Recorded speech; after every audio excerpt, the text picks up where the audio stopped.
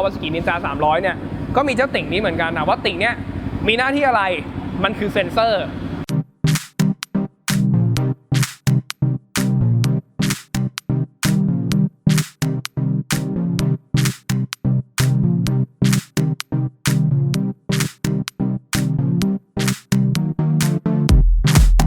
สวัสดีครับ YouTube Channel D Big Bike นะครับวันนี้พามาชมรถแต่งอีกแล้วปกติพามารีวิวรถนะครับก็รีวิวรถเหมือนเดิมแหละแต่คันนี้มีความแต่งเป็นพิเศษแล้วก็บวกกับว่ามันเป็นรถที่ต้องใช้คำว่าคนถามหาเยอะมากๆแต่มันมาไวไปไวดีเจริญยนต์เหลือเกินนะครับมาปุ๊บยังไม่ทันลงไปซะละวันนี้เลยขออนุญาตจัดคลิปให้ดูกันก่อนเลยกันคันนี้นะครับ Kawasaki ZX3R หลายคนงงมันมีได้เหรอ Kawasaki ZX3R นะครับจริงๆมันไม่มีหรอกส่วนใหญ่ก็เรียกกันเองนะครับมันคือ Kawasaki Ninja 300นะครับแต่บางทีเขาแต่งใส่หน้ากากใส่นู่นใส่นี่เดี๋ยววันนี้เรามาดูกันว่ามันแต่งอะไรไงบ้างคนก็เลยมักว่าจะเรียกมันเป็น ZX3R นะครับอย่างบางทีเนี่ยอย่างในตัว Kawasaki Z800 เราจะรู้ว่า Z800 คือ Naked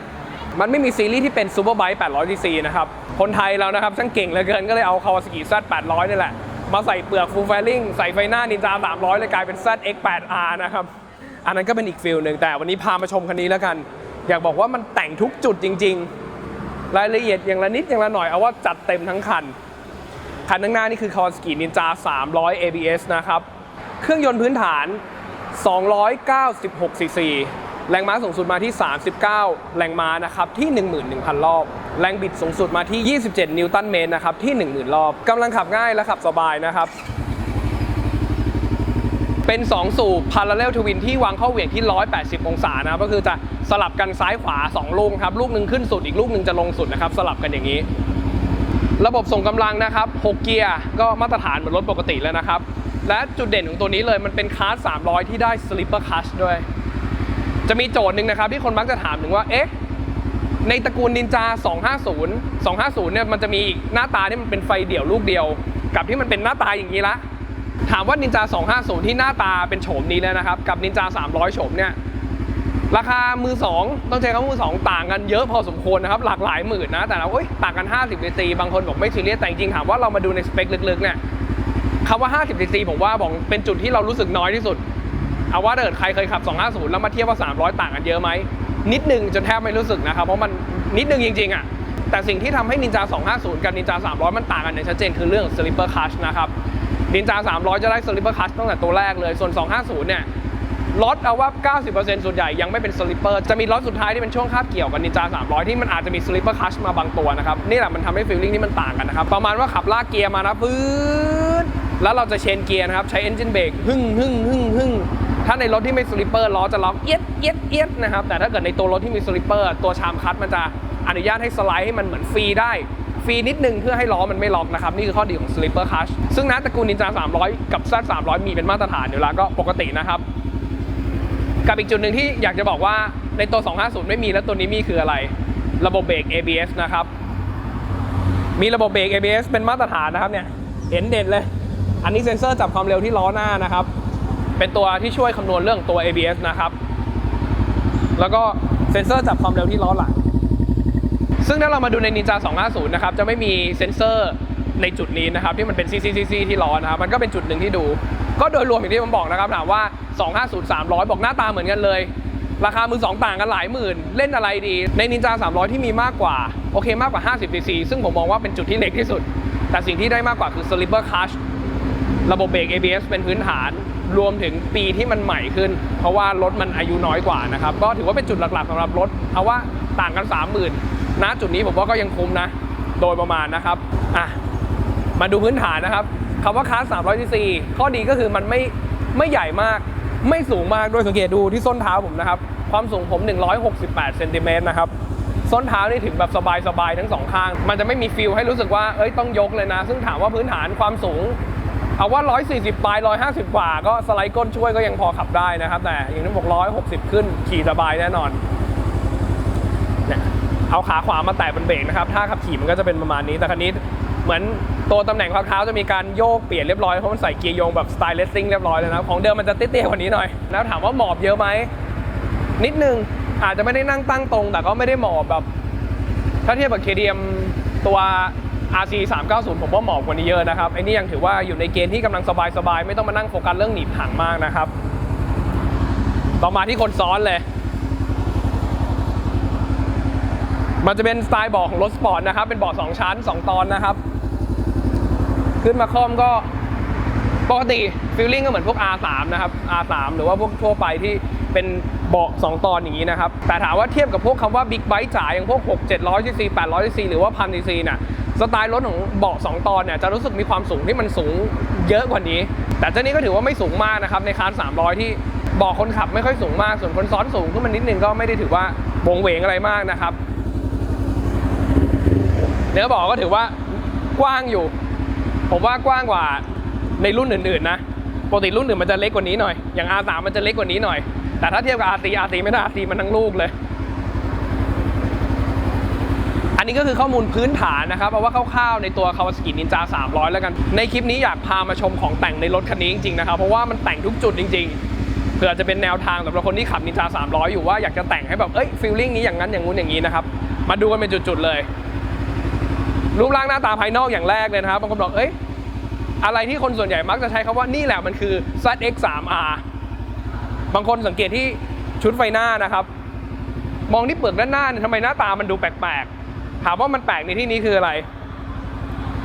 ตัวนี้มีการใส่ตัวพาร์ทที่เป็นหน้ากากครอบหน้ากากนี่นะครับในเปลือกไฟลิ่งเดิมมันจะอยู่ข้างใต้อยู่ในชุดไฟหน้านะครับและตัวนี้เป็นหน้ากากครอบนะครับทำให้ดูแล้วแบบมันเป็นอีกหน้าหนึ่งแต่จริงมันเป็นไฟหน้าเดิมนะแล้วก็มีช่วงแก้มที่มันกว้างออกมามากกว่าตัวเปลือกเดิมขึ้นมา 2-3 เซนอยู่นะก็มันอารมณ์มันก็เลยดูทำให้หน้ามันแปลกไปเลยแล้วก็นี้มีเพิ่มมาด้วยตัวนี้นะครับมีลิ้นล่างคิ้วล่างนะครับอารมณ์เหมือนในตัวนินจาพันนะครับแหมเท่จริงๆก็มีเปลือกนี่ตรงนี้เป็นตะแกรงนะครับก็ถือว่าอันนี้แหละมันเลยทำให้รู้สึกว่ามันหน้ามันแปลกไปเลยแต่มันดูสวยขึ้นนะเพราะว่ามันได้ความกว้างที่มันอารมณ์เหมือนแบบมันมีความเป็นไวด์บอดี้มากนะครับนอกนั้นเนี่ยถ้าเกิดเอาว่าดูตั้งแต่เปลือกถังท้ายนี่ยังเป็นอารมณ์แบบเดิมๆอยู่แต่มีการเปลี่ยนสติกเกอร์นะครับเอา ZX3R มาติดใส่ต่อมาดูที่ของแต่งเพิ่ม performance นะครับท่อนี่เห็นอยู่แล้วล่ะตีมาเป็น full system มาเลยนะครับอันนี้ผมสตาร์ทรถทิ้งไว้สักพักแล้วน้ำหล่อเย็นนี่โดยประมาณแล้วนะครับฟังเสียงกันอันนี้เดินเบานะครับ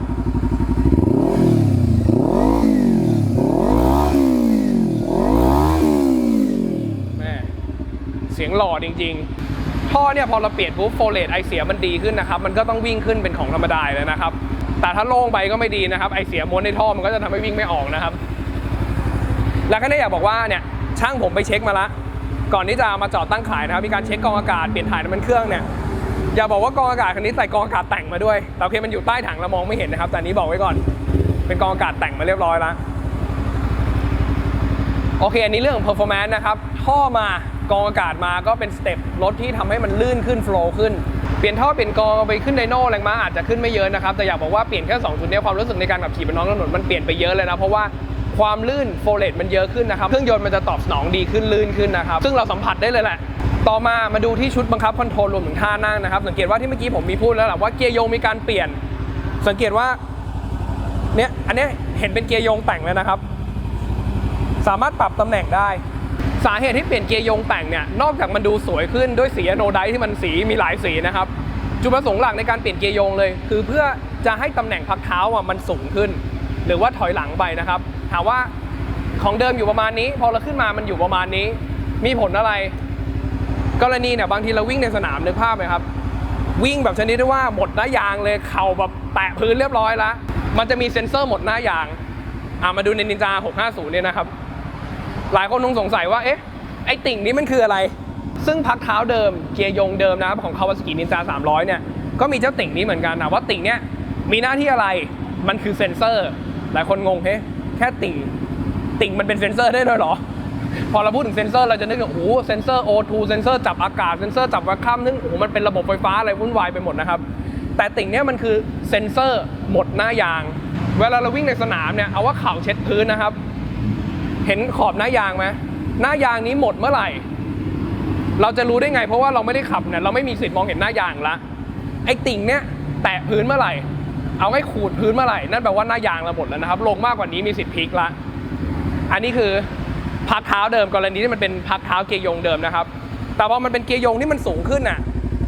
โอเคเซ็นเซอร์มันหายไปละในฝั่งที่เหยียบเบรกฝั่งนี้ไม่ค่อยมีผลแต่มาดูในฝั่งที่เปลี่ยนเกียร์ครับในจุดนี้บอกได้ว่าหลายคนไม่ทราบนะการขับขี่มอเตอร์ไซค์ในจุดนี้หลายคนยังเข้าใจผิดอยู่เลยการขับขี่บางคนเนี่ยเราจะรู้ว่าโอเค1ตบลงเกียร์นอกนั้นงัดขึ้นคือเข้า2 3 4 5 6คนส่วนใหญ่มักจะเข้าใจว่าอ๋อเกียร์1ตบลงมีแค่เกียร์1เท่านั้นนอกนั้นงัดขึ้นหมดทำให้ส่วนใหญ่เรามักจะสแตนบายขาไว้ที่ใต้คันเกียร์รออย่างนี้นะครับสิ่งที่จะเกิดขึ้นถ้าเราเป็นพักเท้าเดิมนะครับแล้วเราขางัดอยู่ใต้คันเกียร์สแตนบายรออย่างนี้นะเอาว่าเซ็นเซอร์ยังไม่ถึงพื้นเลยแต่ขาเราจะถึงพื้นก่อนแล้วลองนึกภาพนะครับขาไปขูดกันถนนมันเป็นอะไรอันที่อันตรายมากบวกกับเวลาเลยนะครับอาจจะเกิดอุบัติเหตุเกิดอุบัติเหตุเนี่ยเราขาไปล็อกไว้ใต้คันเกียร์เงี้ยมันจะทำให้เราไม่ดีดตัวออกจากรถนะครับขาเราก็จะติดอยู่กับคันเกียร์ไปเรื่อยๆเวลาเราไปอบรมขับขี่พื้นฐานอันนี้เป็นเบสิกนะครับการเข้าเกียร์จะเข้าอะไรก็ตามหลังจากที่เข้าเสร็จ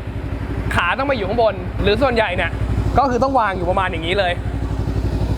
วางอย่างนี้นะครับอย่างนี้ประมาณนี้ห้ามเด็ดขาดนะครับอันนี้คืออันตรายนะครับการขับขี่นี่อันตรายจริงถ้าเกิดเราเทโค้งมากๆเนี่ย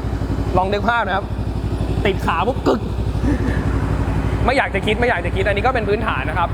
กลับมาที่เกียร์โยงต่อสิ่งที่เกียร์โยงเนี่ยมันทำให้สูงขึ้นมันก็จะทำให้สะดวกกับกรณีบางทีเนี่ยเราสับเกียร์ขึ้นในจังหวะที่เราจะออกโค้งนะครับบางทีนึกภาพไหมไอ้โค้งขวาเราไม่มีผลหรอกแต่เราโค้งซ้ายเนี่ยเซ็นเซอร์มันติดพื้นแล้วแต่ถ้าเกิดเราจะขาสอดเข้าไปงัดเกียร์มันจะรู้สึกเสียวๆนะครับแต่พอมันเป็นตำแหน่งคันเกียร์ที่มันสูงขึ้นเราก็จะสามารถแบบมีจังหวะที่เรางัดเข้าไปได้เพราะว่ามันสูงขึ้นเราขาปลายขาเราจะไม่โดนพื้นนะครับนี่ก็คือข้อดีของเกียร์โยงแหละแต่ทั้งนี้ทั้งนั้นขาเราก็ต้องมาสแตนบายรอท่านี้ตลอดเวลานะครับแต่จริงๆถ้าเกิดเป็นอารมณ์สายสนามจ๋านะครับคือแบบรถคันนี้ใช้เพื่อการแข่งขันใช้เพื่อวิ่งในสนามโดยเฉพาะเลยส่วนใหญ่เขาจะใส่รีเวิร์สเกียร์นะครับรีเวิร์สเกียร์คืออะไร1งัดขึ้นนอกนั้นตบลงหมดซึ่งกรณีถ้าเราปรับเป็นรีเวิร์สเกียร์นะครับเวลาเราโค้งซ้ายเนี่ยเราจะงัดเกียร์ขึ้นหรือสับขึ้นเนี่ยเราไม่ต้องสอดเข้าไปใต้คันเกียร์นะเราตบลงไปได้เลยมันก็อันนี้ก็เป็นอีกจุดหนึ่งเป็นรายละเอียดเล็กๆน้อยๆนะครับอันนี้คือเรื่องของพักเท้าแม่แค่พักเท้าเดี๋ยวล่อไปจะยาวเลยคันนี้มีควิกชิปเตอร์ด้วย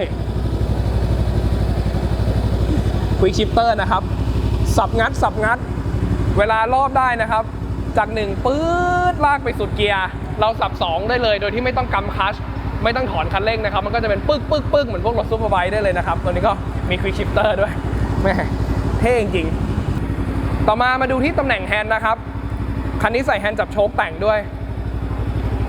สามารถปรับองศาได้นะมันจะเป็นองศาความงุ้มตรงนี้แล้วมันดีเนี่ย2ข้างมันจะมีมาร์กบอกให้ปรับเท่ากันนะครับแต่ถ้าเป็นของเดิมเนี่ยของเดิมจะเป็นแฮนด์จับโชคประมาณนี้เหมือนกันแหละแต่มันจะเป็นองศาที่มันเป็นเงี่ยงล็อกนะครับเราไม่สามารถปรับองศาอย่างนี้ได้แต่ตัวนี้เราสามารถปรับได้อยากจะให้งุ้มเข้าเท่าไหร่งุ้มออกเท่าไหร่มันก็อันนี้คือแฮนด์จับโชคแต่งนะครับแล้วก็มีนี่กันสะบัดการสะบัดนี่ก็ช่วยให้กรณี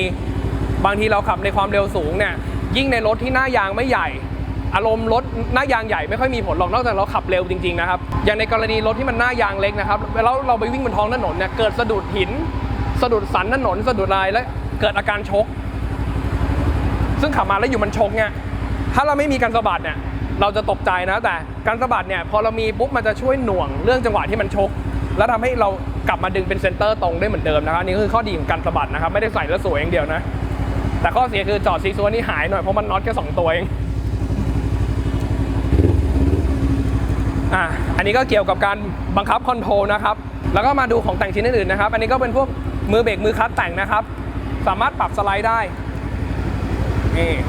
อันนี้สามารถปรับได้นะครับเราอยากจะให้อยู่สูงระดับไหนอันนี้อยู่เบอร์6นะครับพอเราปรับมาเป็นเบอร์1ปุ๊บมันจะตื้นลงมาแต่พอเราปรับขึ้นเบอร์6มันก็จะสูงขึ้นนะครับได้ทั้งมือเบรกและมือคลัตช์เลยนะครับอันนี้ก็ถือว่าเป็นของแต่งอีกจุดหนึ่งนะครับส่วนด้านข้างเนี่ยอันนี้ก็กันล้มหลายคนรู้กันดีหน้าที่ของมันก็คือกันกรณีเราล้มแปะหรือสไลด์ถ้าเวลาสไลด์เจ้าเนี่ยจะช่วยคูดกับถนนทำให้รถมันหยุดไหลนะครับอันนี้คือข้อดีของการล้มหรือการสไลเดอร์ด้านข้างนะครับแต่ตัวนี้ก็มีตุ้มปลายแฮนด์แต่งเสริมอีกจุดหนึ่งนะเอาว่าทุกจุดแล้วล่ะนอกนั้นก็โดยรวมนะครับพวกเล็กๆน้อยๆพวกสปูลหลังแล้วก็ ไฟท้ายหลังนะครับไฟท้ายนี่ก็มีความเท่นะสังเกตว่าเนี่ยใส่ท้ายสั้นมาเรียบร้อยแล้วบางคนแบบเอ้ยไม่เห็นไฟเลี้ยวแล้วไฟเลี้ยวมันอยู่ไหนไฟเลี้ยวอยู่ในไฟท้ายนะครับนี่มันติดอยู่ในไฟท้ายนะครับแล้วพอเปิดไฟฉุกเฉินมันก็เป็นบานลมประมาณนี้นะครับแล้วก็ไฟเบรกก็จะส่องสว่างขึ้นเป็น LED นะครับคันนี้บอกเลยว่าใส่มาทุกจุดจริงๆอันนี้ไม่รู้ว่าเรียกเป็นของแต่งหรือเปล่านะแต่ก็ถือว่าเป็นของแต่งแล้วเพราะว่าถือว่าเป็นอะไหล่ฟุ่มเฟือยที่ค่อนข้างแพงยางนะครับ Pirelli Rosso True นะครับใส่ Pirelli มาเลยแล้วก็มาดูในชิ้นสุดท้ายนะครับอันนี้เป็นชิ้นที่เล็กมากเล็กจนแทบจะมองไม่เห็นนะแต่ก็เป็นจุดที่คนอยากได้มากเพราะว่าใน Kawasaki Ninja 300รถเดิมๆมันไม่มีนะครับคือไฟบอกตำแหน่งเกียร์นี่ติดอยู่ตำแหน่งนี้นะครับเนี่ยอันนี้เข้าเกียร์ว่างมันเป็นขีดนะครับพอเราซับหนึ่งขึ้นเป็นเลขหนึ่งเลยนะครับพอเข้าว่างปุ๊บก็เป็นขีดเหมือนเดิมมันก็ไล่ไปเรื่อยๆถึง6ขีดนะครับถึงเกียร์6วันนี้ก็โดยประมาณนะครับพามาชมเอาว่าของแต่งแล้วกันรีวิวของแต่งใน Ninja 300นะครับเผื่อจะเป็นแนวทางสำหรับคนที่ว่ามี Kawasaki Ninja 300อยู่แล้วอยากจะแต่งอะไรยังไงนะครับวันนี้ก็โดยประมาณกับเจ้า Kawasaki Ninja 300 ZX3R แล้วกันไม่ให้เรียกสเต็มยศเลยเหมือนเดิมนะครับสำหรับที่คนอยากเสนอข้อมูลหรือแชร์ข้อมูลสำหรับ Kawasaki Ninja 300 เพิ่มเติมเนี่ยแบ่งปันกันใต้คอมเมนต์ใน YouTube Channel D Big Bike ได้เลยนะครับสำหรับเรื่องราคาบอกตามตรงรถมันเพิ่งมาจริงๆราคายังไม่ตั้งเลยเดี๋ยวยังไงฝากเข้าไปติดตามเรื่องราคาได้ที่หน้าเว็บไซต์เลยแล้วกัน www.dbigbike.com นะครับหากจำเว็บไซต์ไม่ได้เข้า Google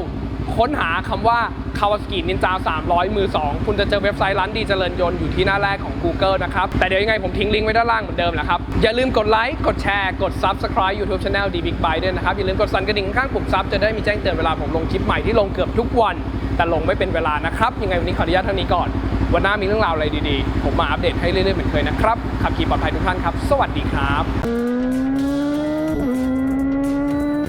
แรงม้าสูงสุดมาที่39ตัวที่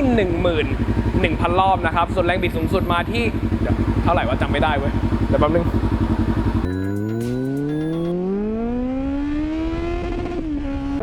ก็ถือว่าโดยสไตล์คลาสมันเป็นก็คลาสเริ่มต้นพื้นฐานที่แรงม้า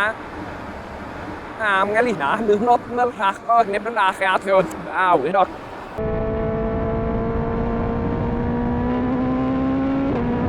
ซึ่งเวลาเราโค้งซึ่งกรณีเวลาเราโค้งซึ่งเวลาบางทีเราซึ่งกรณีเวลาซึ่งพอเป็นรีเวิร์สเกียร์นะครับกรณีเราโค้งซ้ายเนี่ยเราไม่ต้องตบ